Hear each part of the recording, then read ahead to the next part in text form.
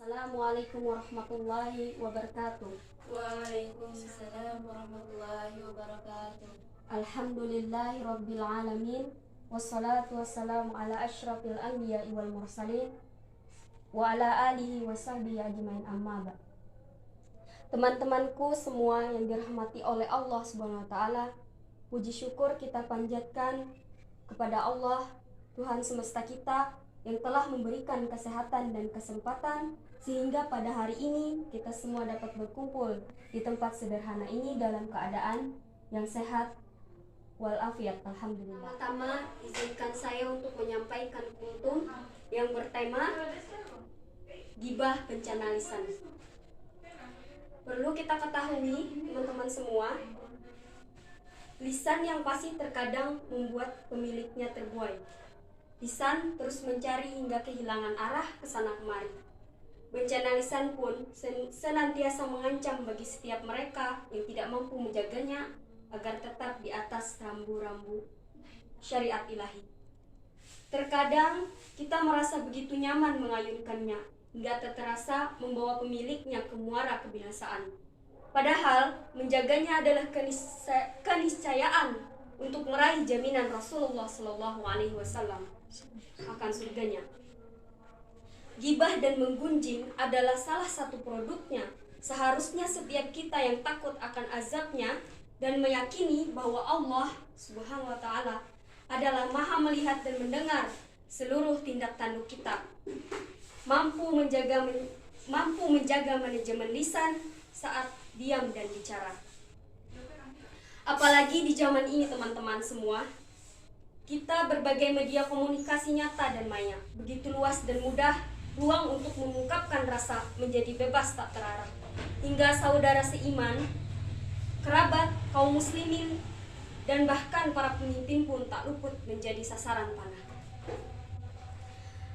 Selanjutnya adapun di sini hakikat gibah.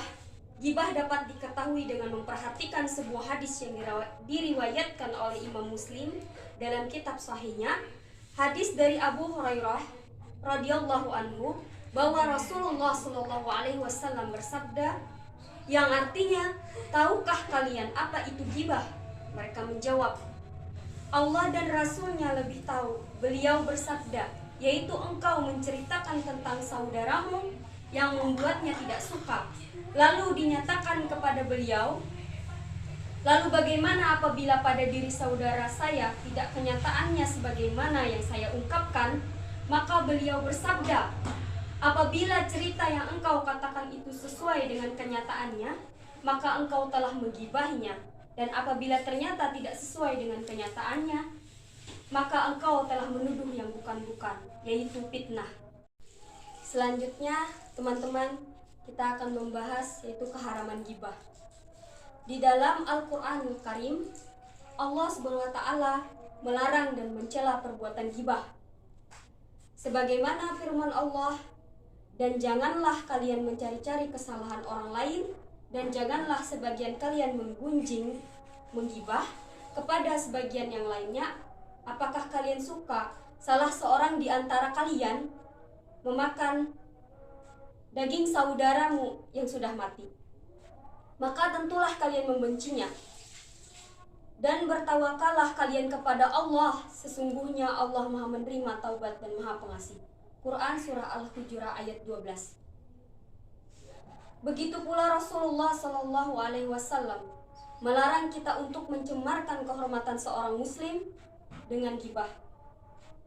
Di dalam kitab Sahih Bukhari dan Muslim terdapat riwayat hadis dari Abu Bakrah yang menceritakan bahwa Nabi Muhammad Shallallahu alaihi wasallam bersabda, yang artinya, sesungguhnya darah-darah kalian, harta-harta kalian, dan juga kehormatan kalian, semua itu adalah haram atas kalian, sebagaimana kesucian hari kalian di hari tanggal 10 pada bulan kalian Zulhijjah, dan di negeri kalian yang suci ini, Mina. Kota Mina adalah sama hukumnya dengan kota Mekah sebagai tanah suci. Di dalam Sunnah Tirmidzi terdapat riwayat yang menceritakan hadis dari Ibnu Umar. Beliau berkata, Rasulullah Shallallahu alaihi wasallam berkata, naik mimbar dan menyeru dengan suara yang lantang, "Wahai segenap manusia yang masih beriman dengan lisannya, namun iman itu belum meresap ke dalam hatinya, janganlah kalian menyakiti kaum muslimin, dan janganlah melecehkan mereka, dan janganlah mencari-cari kesalahan mereka. Karena sesungguhnya barang siapa yang sengaja mencari-cari kejelekan saudaranya sesama muslim, maka Allah akan mengorek-ngorek kesalahannya, dan barang siapa yang dikorek-korek kesalahannya oleh Allah, maka pasti dihinakan meskipun dia berada di dalam bilik." Hadis di atas menjelaskan tentang eratnya hubungan persaudaraan dan kasih sayang sesama muslim, bahwa setiap muslim diharamkan menumpahkan darah atau membunuh dan merampas harta saudara seiman. Demikian pula setiap muslim diharamkan melakukan perbuatan yang dapat menjatuhkan, meremehkan, ataupun merusak kehormatan saudara seiman. Selanjutnya, adapun ancaman pelaku ghibah. Dari sahabat Anas bin Malik radhiyallahu anhu bahwa Rasulullah shallallahu alaihi wasallam bersabda, yang artinya, ketika aku mi'raj, naik di langit, aku melewati suatu kaum yang kuku-kukunya dari tembaga, dalam keadaan mencakar wajah-wajah dan dada-dadanya.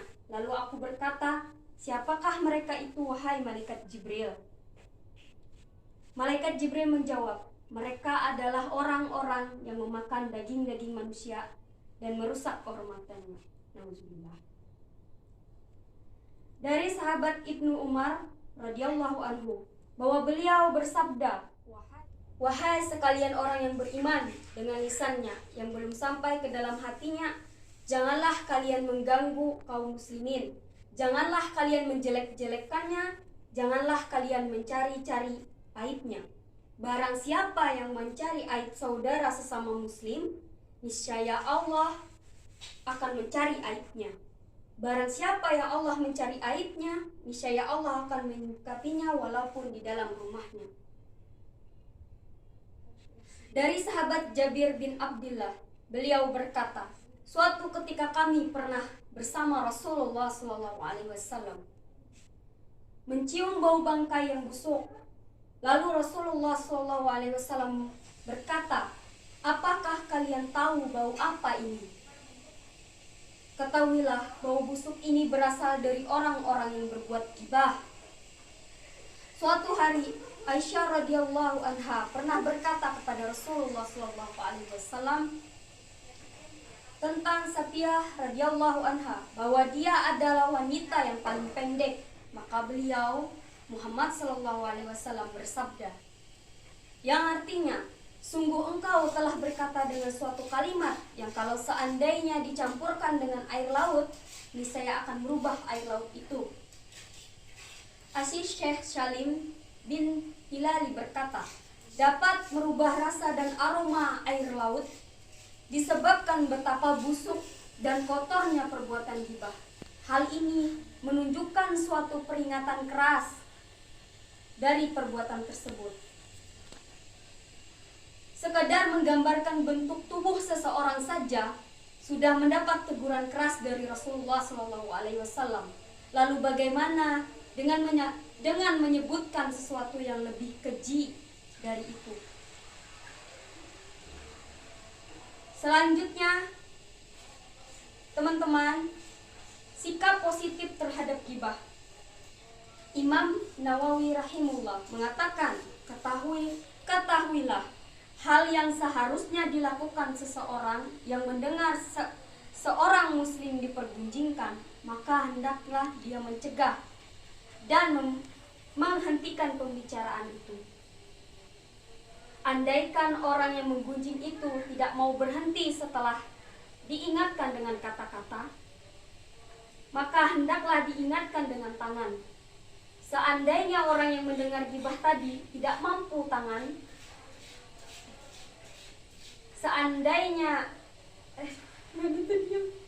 seandainya orang yang mendengar ghibah tadi tidak mampu mengingatkan dengan tangan maupun dengan lisan, maka hendaknya dia meninggalkan tempat itu. Apabila dia mendengar gurunya orang yang berjasa pada dirinya atau orang yang memiliki kelebihan dan kesolehan dipergunjingkan, maka hendaknya ada perhatian lebih terhadap apa yang dijelaskan di atas.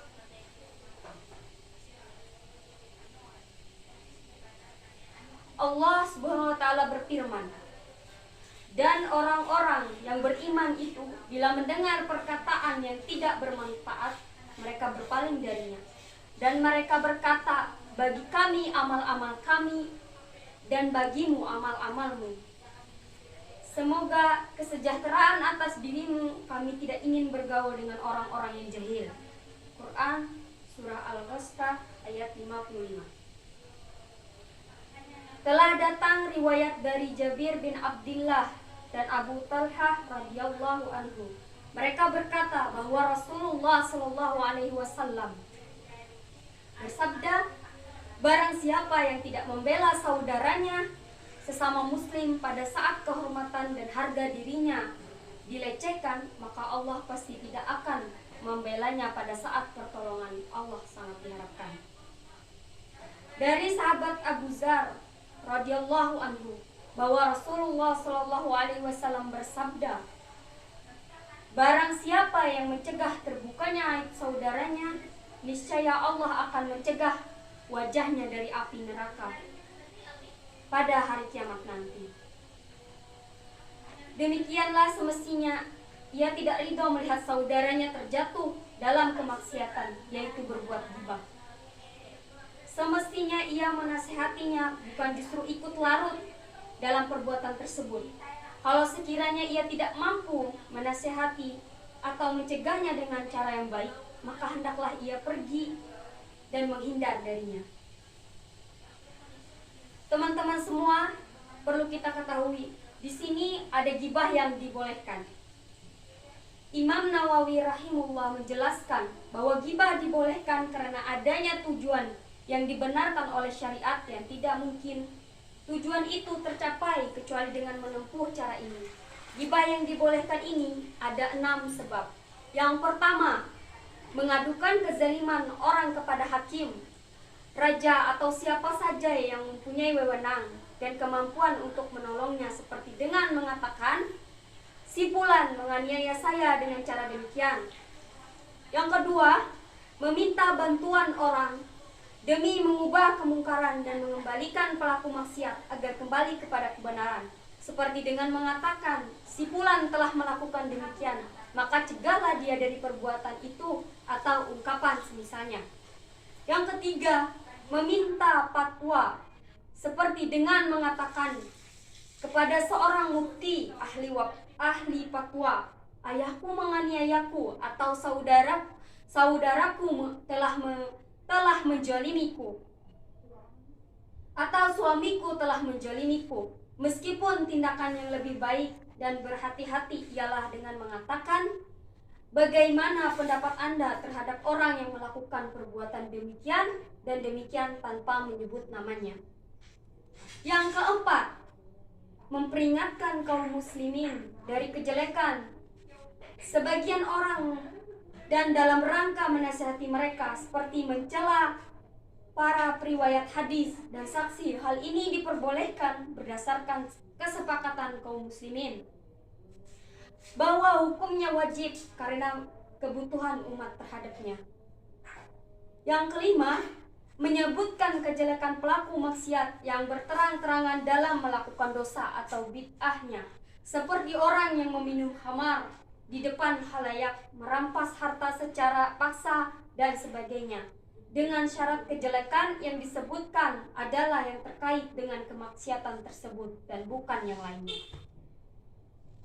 Selanjutnya, yang terakhir, untuk memperkenalkan jati diri orang, seperti contohnya apabila ada orang yang lebih populer dengan julukan Al-Raj yang pincang, Al-Asham yang tuli, Al-Ama yang buta, dan lainnya sebagainya.